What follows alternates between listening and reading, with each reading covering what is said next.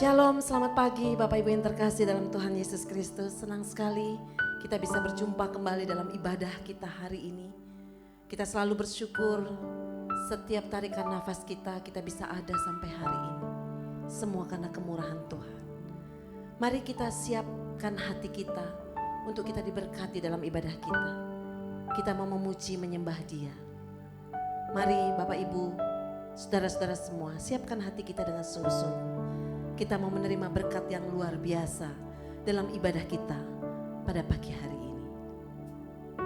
Kita angkat pujian, Tuhan hadir di dalam bait-Nya yang kudus. Dia mencari orang yang sungguh-sungguh memuji menyembah Dia. Tuhan dekat dengan orang-orang yang sungguh-sungguh datang di hadapan Tuhan. Puji Dia, sembah Dia, muliakan Dia.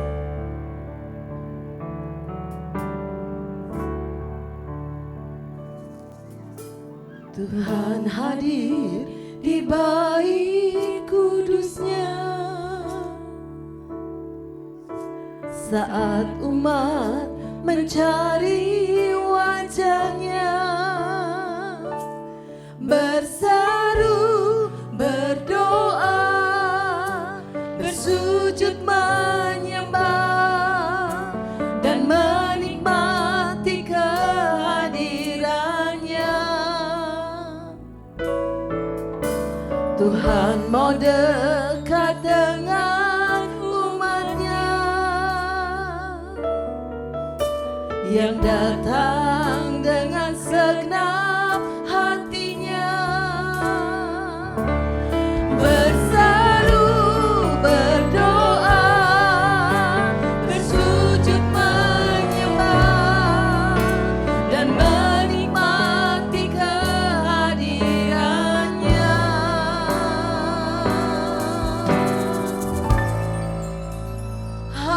Hadirat-Mu memenuhiku, hadirat kudus-Mu penuhi bait-Mu, dan ku tersungkur menyembah-Mu. Yang ku nampak hanya kemuliaan-Mu. Tuhan hadir di bait kudus-Nya. Tuhan hadir di bait kudus-Nya saat umat mencari wajah-Nya, berseru, berdoa, bersujud menyembah dan menikmati kehadiran-Nya. Tuhan mau dekat dengan umat-Nya yang datang dengan segenap hatinya, berseru, berdoa, bersujud menyembah dan menikmati kehadiran-Nya. Hadirat-Mu memenuhiku,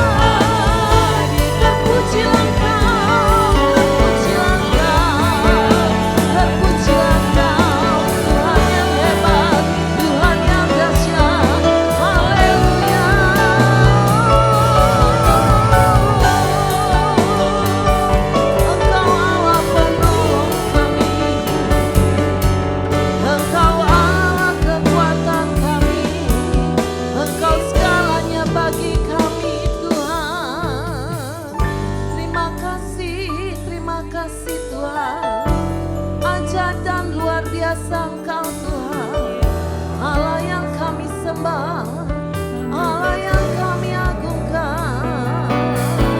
Oh,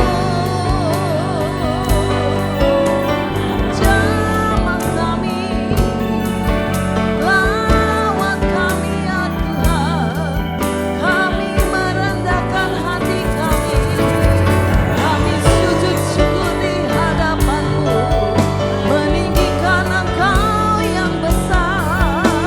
Kami bersyukur, terima kasih Tuhan, terima kasih Bapa, terima kasih Yesus, terima kasih Roh Kudus. Pagi hari ini kami bersyukur Tuhan masih izinkan kami hidup. Kami diberi kesempatan untuk kami beribadah bersama dengan keluarga kami. Terima kasih banyak Tuhan. Dan pagi hari ini kami mau senangkan hati Tuhan. Dan kami dengan sungguh-sungguh beribadah, memuji, menyembah Tuhan. Dan juga kami akan mendengarkan firman-Mu ya Allah. Biarlah firman yang hidup, yang hebat dan dahsyat itu masuk di dalam hati kami, dalam hidup kami. Sehingga firman itu hidup. Dan kami menghidupi firman itu dalam hidup kami hari demi hari. Terima kasih Tuhan untuk pimpinan Tuhan. Kami menyerahkan ibadah kami sepenuhnya ke dalam tangan Tuhan. Tuhan berkuasa atas hidup kami, atas ibadah kami. Terpujilah nama-Mu Bapa di surga. Di dalam nama Yesus Kristus Tuhan, kami berdoa dan mengucap syukur. Amin. Beri kemuliaan buat Tuhan, Bapak Ibu semua. Haleluya. Puji Tuhan, masih tetap berdiri Bapak Ibu. Kita angkat pujian kita. Angkatlah suaramu, puji dan serukan. Haleluya.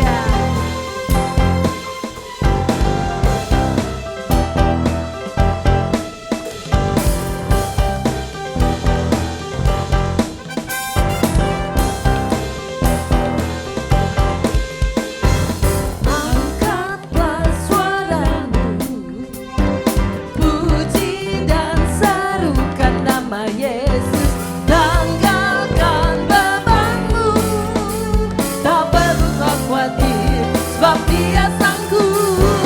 Gerakkan kakimu, menarilah dan bertepuk tangan, bersukacitalah, tak perlu kau khawatir, sebab Dia sanggup. Sekarang nyanyikan kebesaran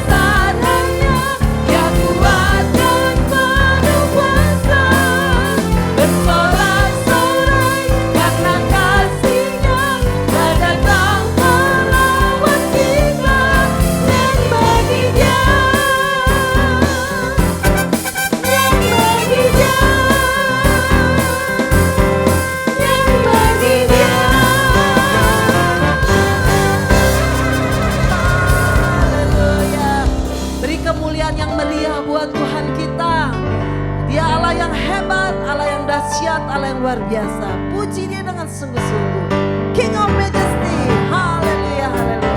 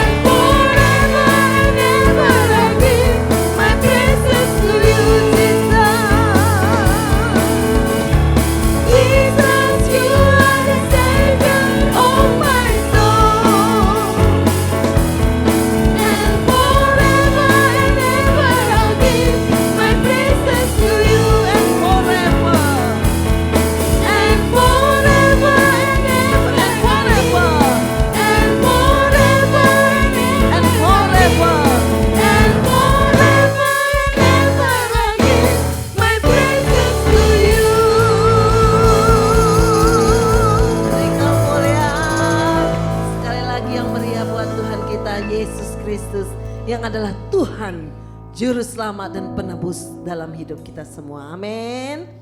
Baik, kita siapkan hati kita untuk kita diberkati oleh firman Tuhan. Sekalipun dalam masa-masa yang sulit ada tantangan di depan, kita pegang teguh firman Tuhan. Kita melekat dengan Tuhan. Kita ada dalam genggaman tangan Tuhan. Siapkan hati kita dengan sungguh-sungguh dan kita semua diberkati oleh firman Tuhan.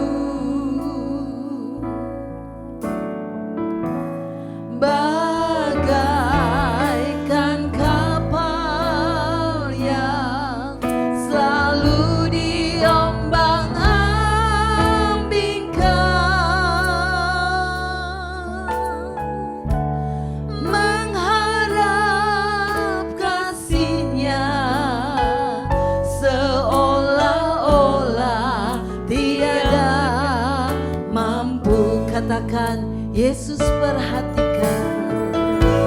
Yesus perhatikan kehidupan setiap orang yang sudah rusak dibetulkan dengan penuh kasih sayang. Yesus perhatikan setiap tetesan air mata. Dia mengenal hatiku yang penuh penyesalan dosa.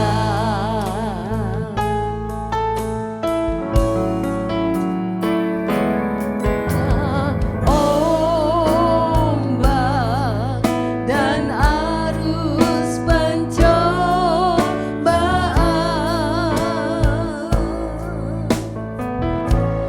hampir terhilang tujuan arah hidupku.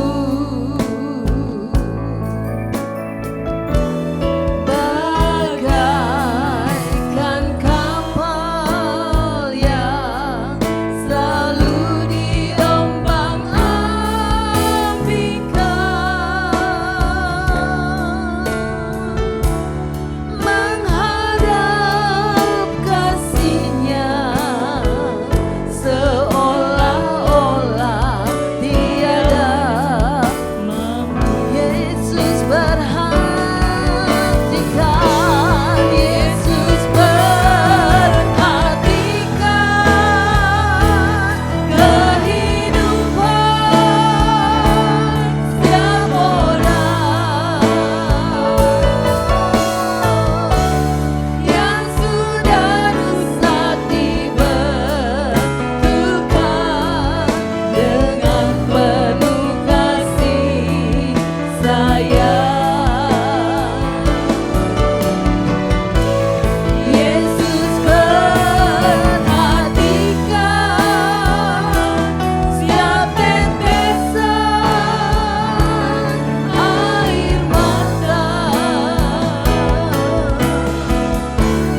Dia mengenal hatiku yang penuh. Sekali lagi katakan dengan sungguh-sungguh, Yesus perhatikan, Yesus perhatikan kehidupan setiap orang yang sudah rusak dibetulkan dengan penuh kasih sayang. Yesus perhatikan setiap tetesan air mata.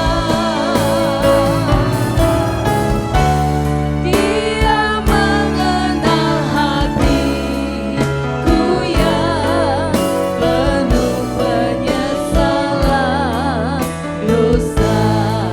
Dia mengenal hatiku, Dia mengenal hatiku yang penuh penyesalan. Sekali lagi katakan, Dia mengenal hatiku. Oh, Dia mengenal hatiku yang penuh penyesalan dosa.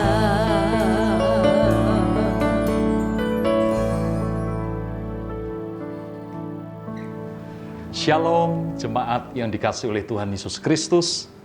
Kita bersyukur pagi hari ini kita boleh beribadah bersama-sama kembali di hari kudus yang dikhususkan oleh Tuhan untuk kita beribadah, bersekutu bersama, melayani Tuhan Yesus Kristus. Mari sebelum kita mendengarkan firman Tuhan, kita akan tunduk kepala, kita berdoa. Roh Kudus, kami memerlukan pertolongan-Mu, kami memerlukan pengurapan-Mu, sehingga apa yang Tuhan sampaikan kepada kami pada pagi hari ini dapat kami mengerti. Kami percaya bahwa firman-Mu adalah kuasa yang sanggup mengubahkan hidup kami, kuasa yang sanggup memberikan pencerahan untuk kami hidup benar di hadapan Tuhan, bahkan kebenaran yang sanggup memacu kami untuk berjalan seturut dengan kehendak Tuhan Yesus Kristus. Hamba berdoa, biarlah setiap umat-Mu yang beribadah pagi hari ini dan mendengarkan firman-Mu, kami semua dilawat oleh Tuhan, dijamah oleh Tuhan. Kami mau sendengkan telinga kami untuk dengar-dengaran dengan suara Tuhan, dan apapun yang Tuhan katakan, kami mau berkata, ya Tuhan, aku mempercayainya. Urapan-Mu turun atas hamba-Mu dalam segala kelemahan dan keterbatasannya untuk menyampaikan isi hati Tuhan bagi umat-Mu pada pagi hari ini. Segala serangan-serangan kuasa kegelapan, panah-panah api si jahat yang ditujukan atas kami semua, kami patahkan kuasanya dalam nama Tuhan Yesus Kristus. Kami telah siap mendengarkan firman-Mu. Haleluya. Amin.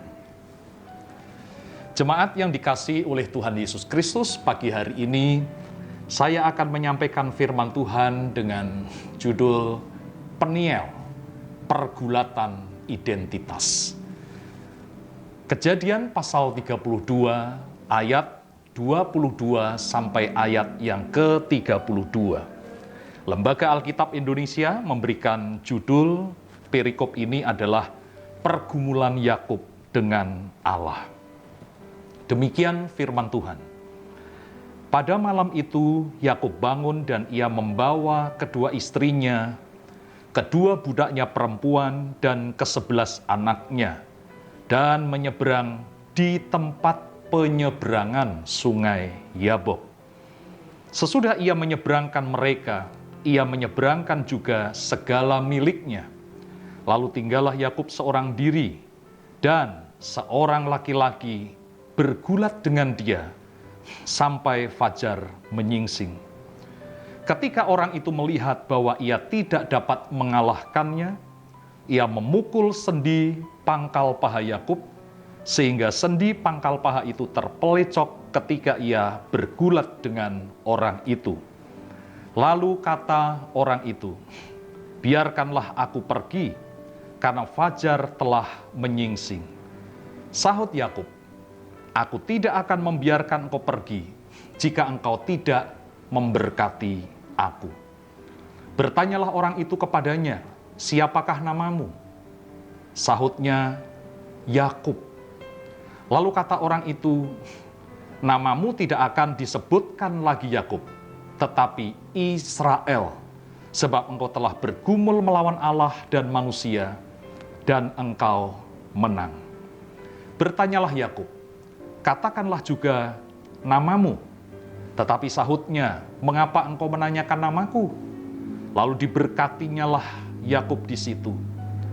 Yakub menamai tempat itu Peniel, sebab katanya, aku telah melihat Allah berhadapan muka, tetapi nyawaku tertolong.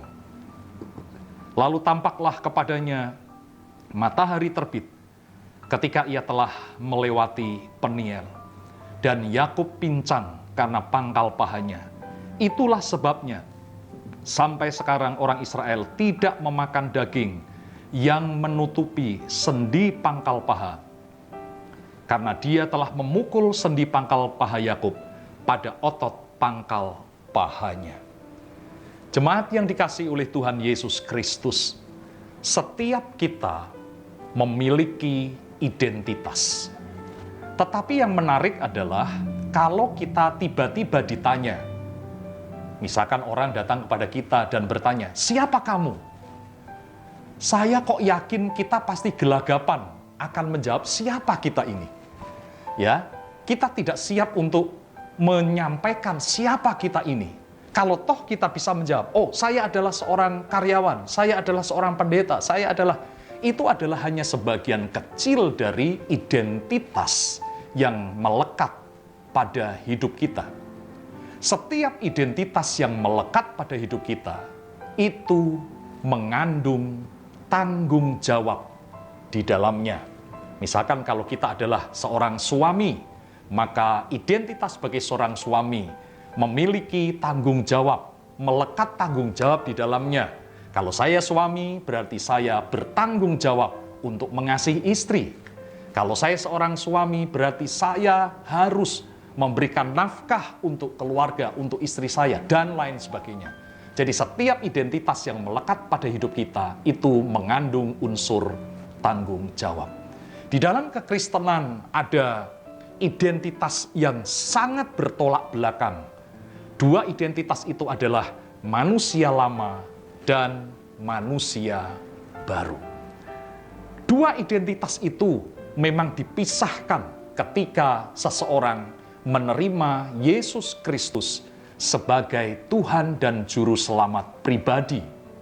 Akan tetapi pada kenyataan dalam prakteknya, untuk memulai hidup baru atau meninggalkan hidup yang lama, itu bukan sesuatu yang mudah, kalau bukan karena pertolongan Roh Kudus.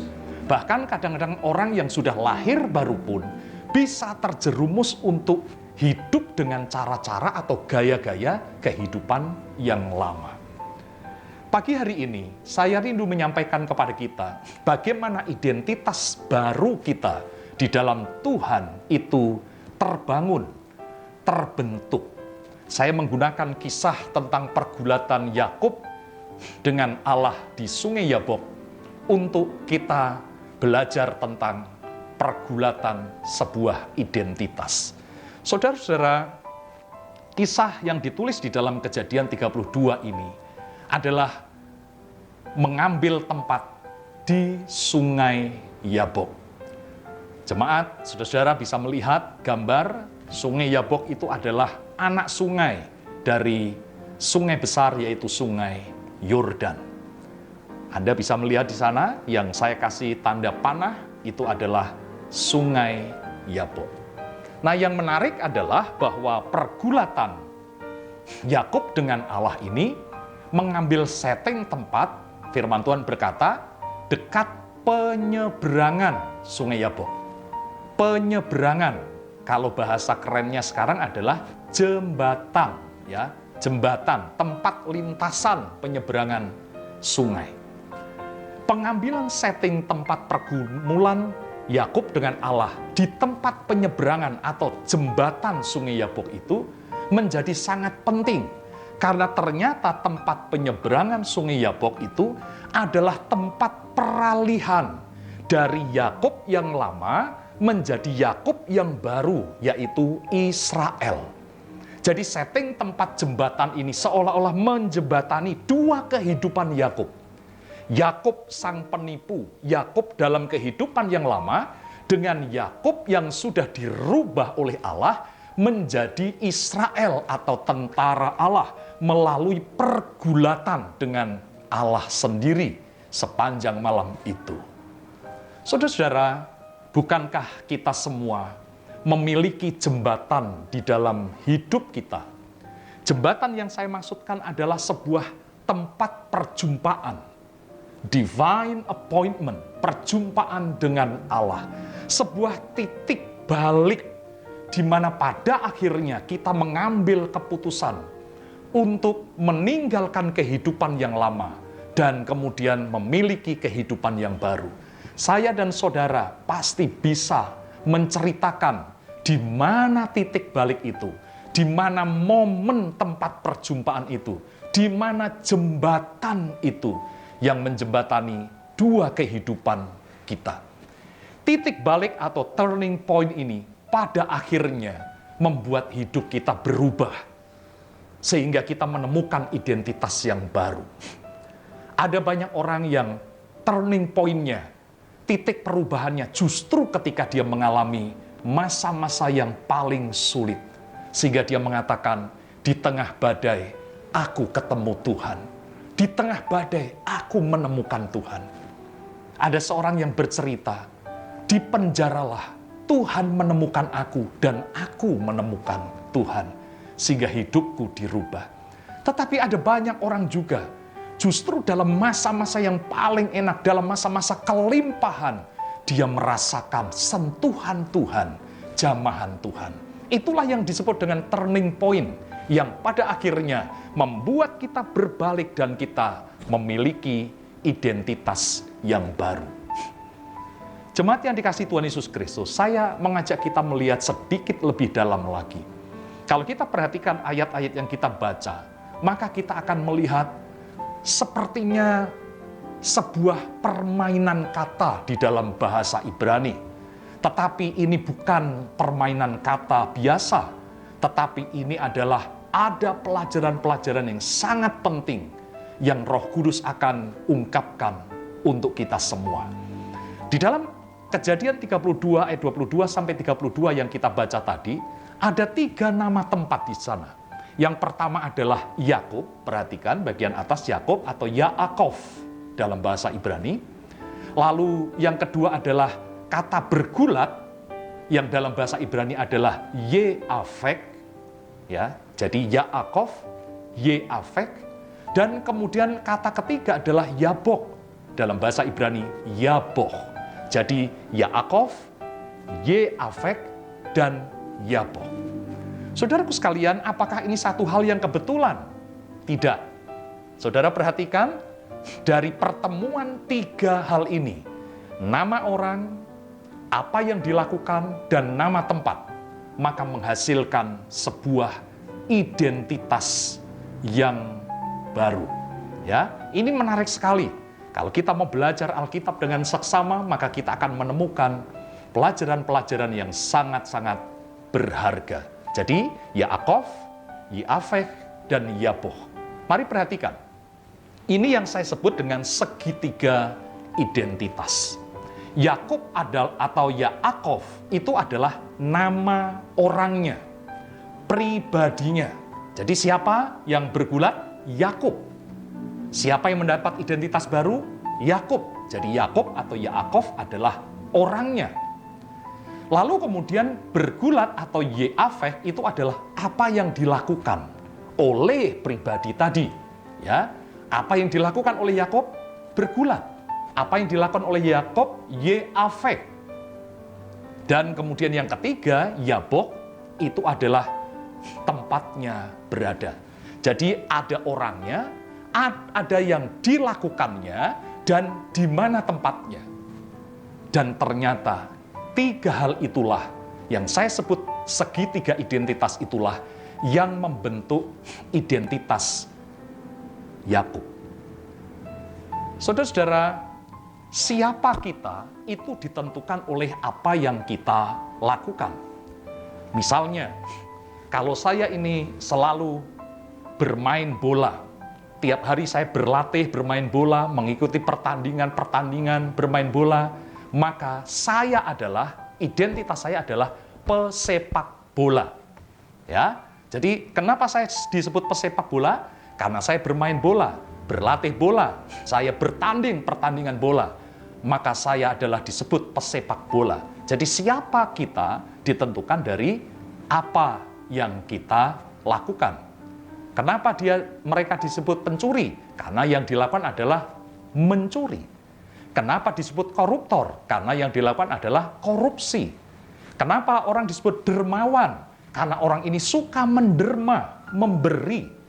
Jadi identitas kita, siapa kita, ditentukan oleh apa yang kita lakukan. Sedangkan apa yang kita lakukan tergantung pada posisi di mana kita berada. Sebagai contoh, kalau saya bermain bola, kalau saya berlatih bola, tetapi saya bermain bolanya di dalam kamar atau tempat tidur saya. Tiap hari saya bermain bola di tempat tidur saya, tendang-tendang bola di sana, maka saya tidak bisa disebut pesepak bola, saudaraku sekalian. Saya hanya iseng-iseng saja bermain bola. Tapi kalau saya bermain bola di lapangan, saya berlatih di lapangan bola, lalu kemudian saya juga bertanding secara rutin di lapangan bola, maka betullah saya seorang pesepak bola atau pesepak bola yang betul. Jadi saya bermain bola, tempatnya di lapangan, maka saya adalah pesepak bola.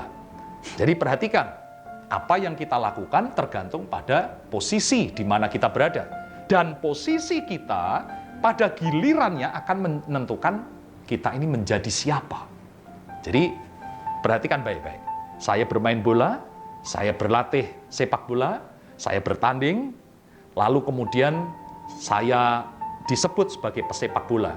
Nah, saya melakukan itu di lapangan bola, ya, di lapangan bola. Itu sebabnya saya disebut sebagai pesepak bola yang benar. Jadi kalau begitu, ini yang saya sebut tadi, segitiga identitas. Identitas kita ditentukan dari apa yang kita lakukan dan di mana kita berada. Kalau saya dan saudara adalah ciptaan baru, manusia baru, maka itu akan tampak pada apa yang kita lakukan. Manusia baru akan melakukan hal-hal yang baru sesuai dengan firman Tuhan, sesuai dengan kodratnya. Dan di mana kita berada, itu menunjukkan kita ini manusia baru atau tidak. Bayangkan kalau seandainya seorang yang mengatakan, oh saya ciptaan baru, saya manusia baru, tetapi dia terus-menerus berada di tempat yang penuh dengan dosa, di tempat yang bisa menceburkan dia dalam dosa. Bagaimana mungkin manusia baru terus-menerus ada di sana?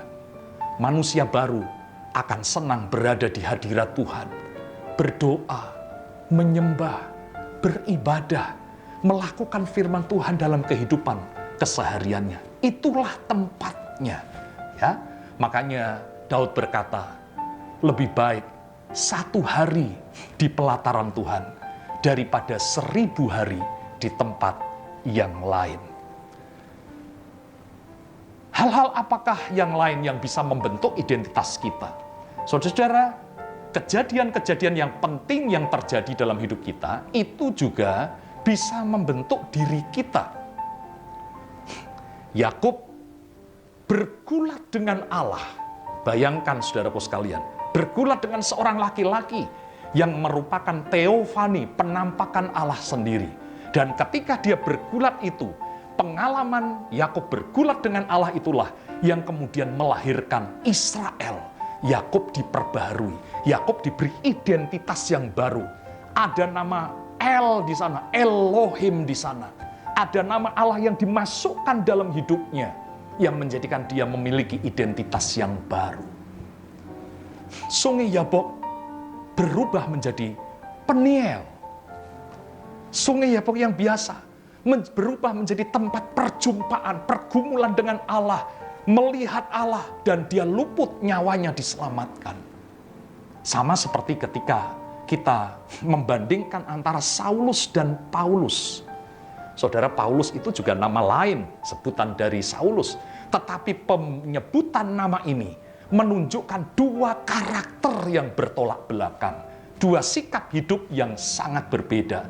Saulus orang yang sangat sadis, pembunuh, penyiksa, ya. Tetapi Paulus adalah seorang pemberita Injil, seorang yang mencintai Tuhan dan menyerahkan hidupnya sepenuhnya untuk Tuhan. Kadang-kadang kejadian-kejadian dalam hidup kita itu bisa mengubahkan hidup kita dan membuat kita memiliki identitas-identitas yang baru. Saudara bisa menceritakan bagaimana Tuhan mengubah hidupmu melalui peristiwa-peristiwa yang sungguh luar biasa terjadi dalam hidupmu. Mungkin peristiwa itu adalah ketika engkau mengalami kebangkrutan, dan di sana engkau baru sadar engkau membutuhkan Tuhan. Lalu tiba-tiba Tuhan merubah hidupmu sedemikian, sehingga engkau mengatakan, aku mengambil keputusan, menyerahkan hidupku untuk Tuhan, melayani Tuhan sepenuh waktu.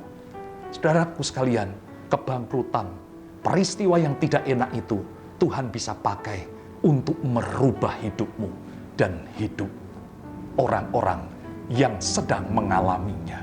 Saudaraku sekalian, kejadian-kejadian penting dalam hidup kita turut ambil bagian membentuk diri kita.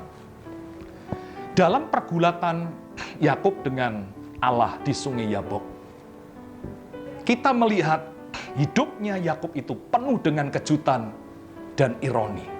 Yakub menipu kakaknya, tetapi dia juga mengalami ditipu oleh mertuanya. Yakub selalu bergulat dengan pertanyaan, siapa aku ini? Kalau kita melihat hidupnya Yakub, kita selalu melihat dua sisi kehidupan, yaitu kekuatan Yakub dan yang kedua adalah kelemahan Yakub. Kalau kita melihat hal ini, sebetulnya kita sedang bercermin melihat hidup kita. Manusia itu selalu punya dua sisi ini, kekuatan dan kelemahan. Di balik kekuatan seseorang, pasti ada titik lemahnya. Dan di balik kelemahan seseorang, pasti dia memiliki kekuatan. Karena itu, ini mengajar kepada kita. Kita jangan sampai mengidolakan, mengeluh-elukan seseorang sampai sedemikian rupa.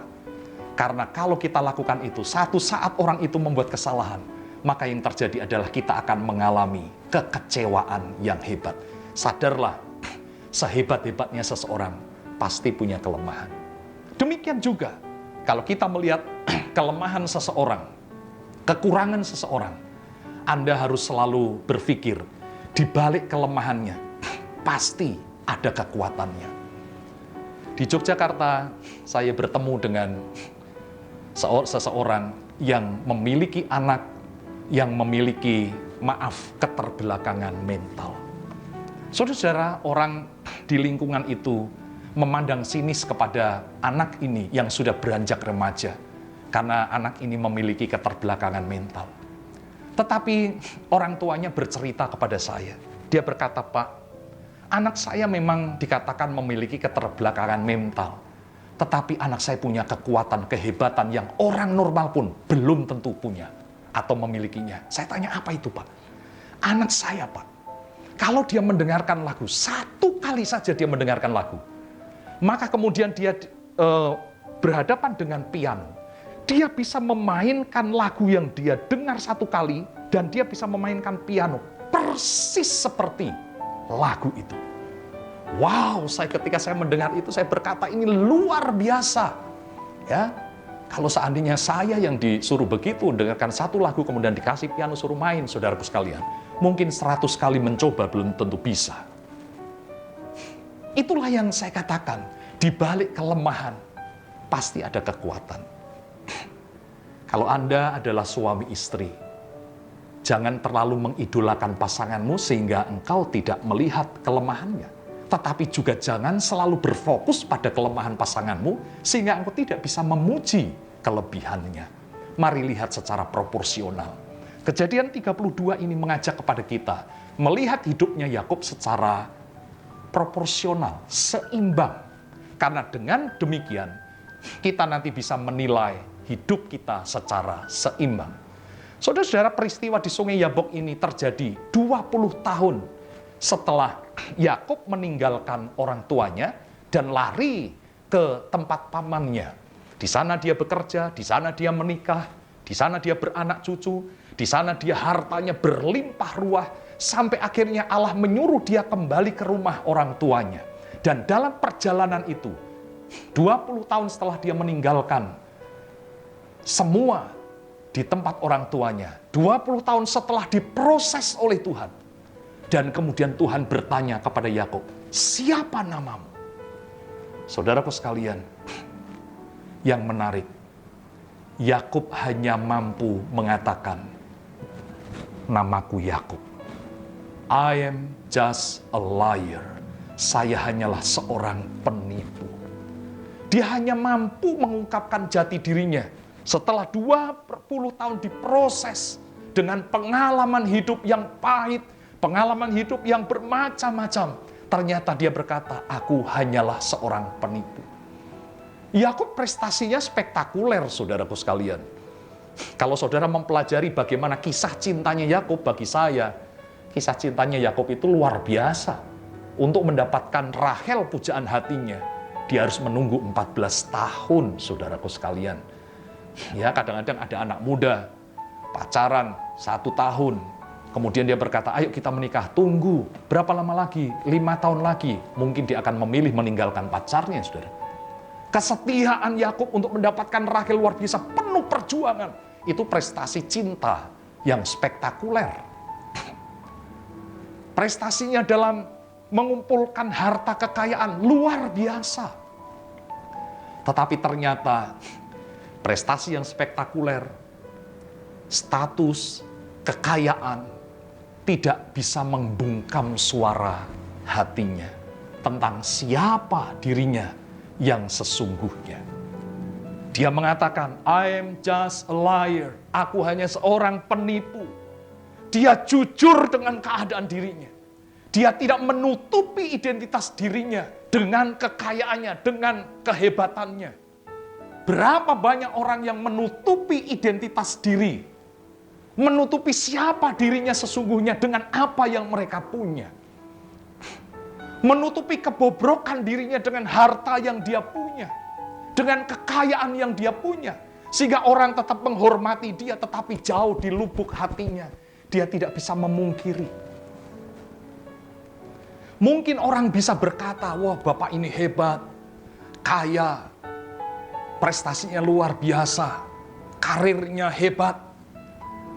Tetapi saudaraku sekalian, ternyata identitas yang diberikan oleh dunia itu bukanlah identitas sejati hidup kita. Yakub terbuka di hadapan Tuhan dan mengatakan, aku hanya penipu. Beranikah kita jujur di hadapan Tuhan? Siapa diri kita di hadapan Tuhan sesungguhnya? Ketika Yakub jujur di hadapan Tuhan, itulah momentum di mana Tuhan mengubahkan dia. Identitas Yakub sebagai penipu inilah yang membuat dia selalu ketakutan, lari dan bersembunyi. Itulah sebabnya ketika dia setelah selesai menyeberangkan istri-istrinya, anak-anaknya, harta bendanya, dia kembali lagi ke tepi sungai. Dia berdiam diri di sana dalam ketakutannya. Kenapa? Dia harus ketemu lagi dengan orang tuanya, ketemu lagi dengan kakaknya. Dia harus berurusan dengan masa lalunya. Dan untuk berurusan dengan masa lalunya, ada sesuatu yang belum beres di dalam dirinya. Dia adalah seorang penipu. Saudara-saudara, Tuhan tahu kegalauan dari Yakub. Maka Tuhan berurusan dengan Yakub. Ketika Anda dan saya berani terbuka di hadapan Tuhan, maka Tuhan akan berurusan dengan saudara dan saya. Saudara-saudara, seseorang bisa melihat dirinya sendiri, bisa overestimate, over self-confident, ya. Jadi percaya diri berlebihan, menilai diri lebih daripada kenyataannya.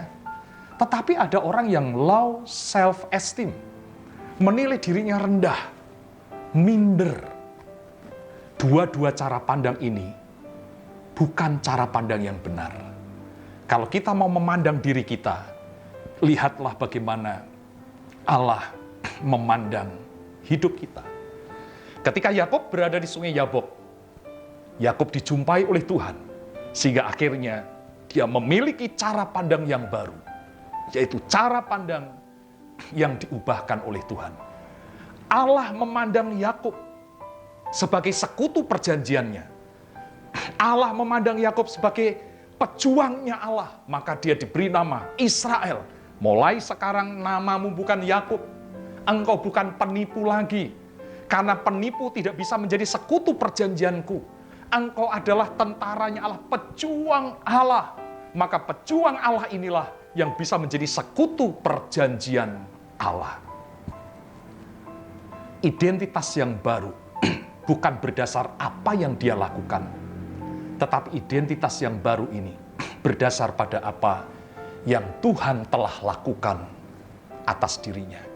Yakub dipukul pangkal pahanya sehingga jalannya menyeret. Kalau waktu masih muda, dia berjalan dengan berdiri kokoh di atas kekuatan kakinya. Sekarang di masa tuanya, kekuatannya dipatahkan oleh Tuhan. Seolah-olah Tuhan berkata, engkau tidak bisa mengandalkan kekuatanmu, berdiri atas kehebatanmu. Untuk engkau menjadi sekutu perjanjianku, kekuatanmu mesti dipatahkan. Dan sekarang engkau memakai kekuatanku, yaitu ketika nama Allah dimasukkan dalam kehidupan Yakub, Israel. Nama Allah itulah yang memberikan kekuatan kepada Yakub. Haleluya. Oleh sebab itu, jemaat Tuhan, mari kita selaraskan pandangan kita, cara pandang kita dengan cara pandang Tuhan. Kita bertindak berdasarkan cara pandang kita yang dipengaruhi oleh cara pandang Tuhan. Ingat, identitas kita sebagai ciptaan baru memiliki konsekuensi yang baru terhadap segala aspek kehidupan kita. Cara berpikir kita, cara berbicara kita, cara bertindak kita. Orang yang sudah mengalami perjumpaan secara pribadi dengan Tuhan, hidupnya pasti dirubah oleh Tuhan. Ciptaan baru adalah orang yang sudah mengalami perjumpaan dengan kuasa Tuhan, kasih Tuhan, mujizat Tuhan, penyelamatan yang datang dari Tuhan, sehingga cara hidupnya harus berubah. Jemaat yang dikasihi oleh Tuhan Yesus Kristus, demikian juga kalau kita berbicara tentang konteks keadaan kita pada saat ini, ibadah kita, pelayanan kita, memasuki masa yang disebut dengan masa new normal. Masa new normal bukan hanya berbicara tentang kita beribadah dengan protokol kesehatan. Oh, saudara, itu sangat penting.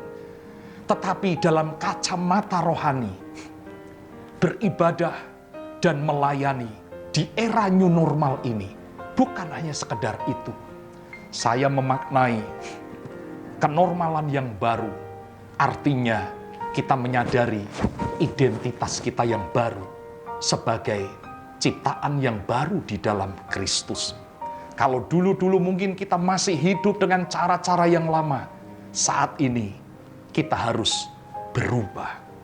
Kita beribadah dan melayani dengan paradigma yang baru, dengan cara pandang yang baru. Bukan lagi dengan cara pandang kita yang lama. Melayani bukan mencari keuntungan. Melayani bukan mencari hidup, tetapi melayani adalah untuk memberi hidup.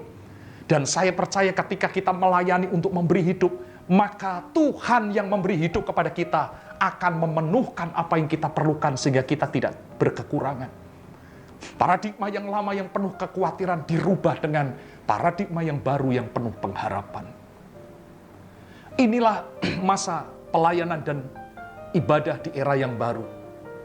New wine skin. Berbulan-bulan yang lalu kita sudah belajar banyak tentang kantong yang baru untuk anggur yang baru. Kita harus menyiapkan diri kita menjadi kantong yang baru supaya anggur yang baru bisa dicurahkan dan tidak merobek hidup kita. Di era yang baru ini kita juga melayani dengan new spirit of ministry. Melayani dengan spirit yang baru. Justru di tengah-tengah keterbatasan, kita bisa lakukan hal-hal yang lebih lagi untuk mempermuliakan nama Tuhan. Dan di era yang baru ini, kita memiliki new intimacy with God. Saya berdoa supaya di tengah-tengah masa yang sulit ini, kita menemukan identitas kita yang baru di hadapan Tuhan. Siapa diri saya sebenarnya? Membuka diri di hadapan Tuhan, mengizinkan Tuhan mengubahkan kita, sehingga hidup kita menyenangkan hati Tuhan. Kiranya Tuhan memberkati kita semua. Mari tunduk kepala kita berdoa. Kami menyadari dan belajar jujur dan terbuka siapa diri kami di hadapan-Mu, Tuhan. Kami tidak bisa bersembunyi di balik gelar. Kami tidak bisa bersembunyi di balik prestasi. Kami tidak bisa bersembunyi di balik kekayaan. Kami tidak bisa bersembunyi di balik kehebatan kami. Karena sesungguhnya semua prestasi dan kehebatan kami tidak bisa menutupi siapa identitas kami sesungguhnya ketika kami berhadapan dengan Tuhan. Maka pagi hari ini Tuhan, kami mau jujur terbuka di hadapan Tuhan. Ubahkan kami Tuhan. Sama seperti Tuhan mengubahkan Yakub sang penipu menjadi Yakub sang pejuang Allah. Sehingga dia layak menjadi sekutu perjanjian-Mu. Tuhan, ubahkan kami. Kekuatan dari surga memenuhi kami. Sehingga kami bisa hidup memenuhi keinginan Tuhan. Kemauan Tuhan. Selaras dengan apa yang Tuhan rindukan. Kami jujur terbuka di hadapan Engkau. Dan Roh Kudus, silahkan Engkau bekerja dengan leluasa bagi setiap kami. Hamba berdoa bagi setiap umat-Mu yang beribadah pagi hari ini. Tuhan melawat kami satu persatu Tuhan.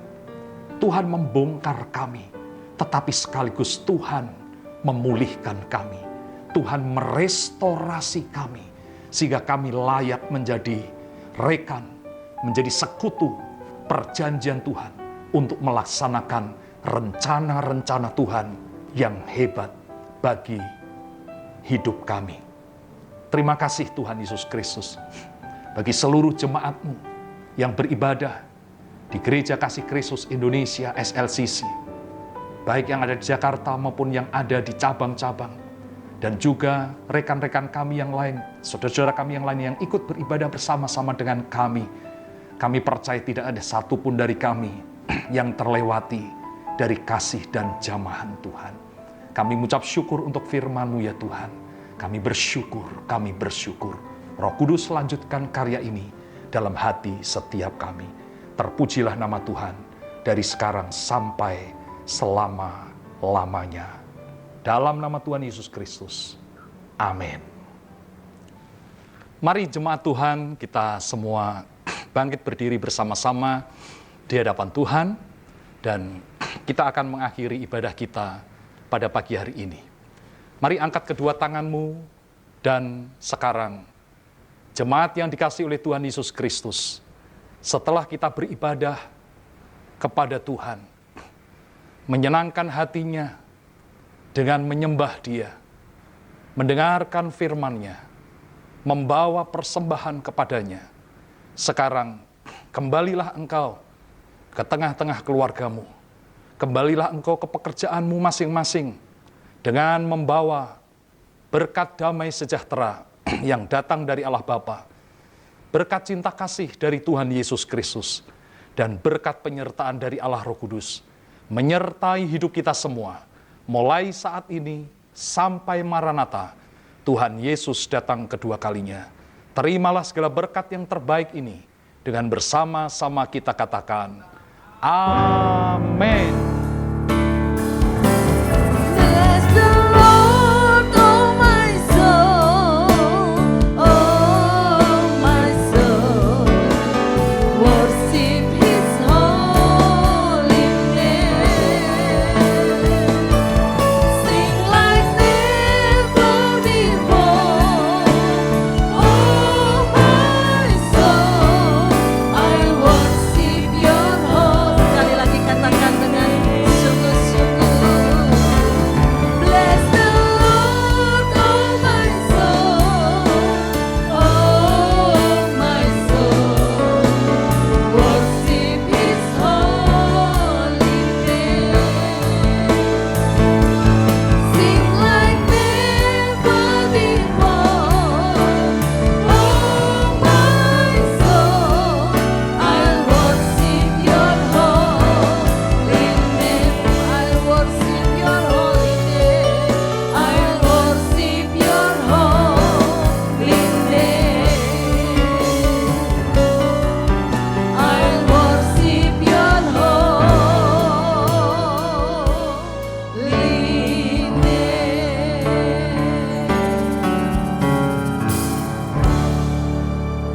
Ibadah sudah selesai. Selamat hari Minggu. Jemaat Tuhan dipersilakan untuk memberikan persembahan. Tuhan memberkati kita semua. Shalom.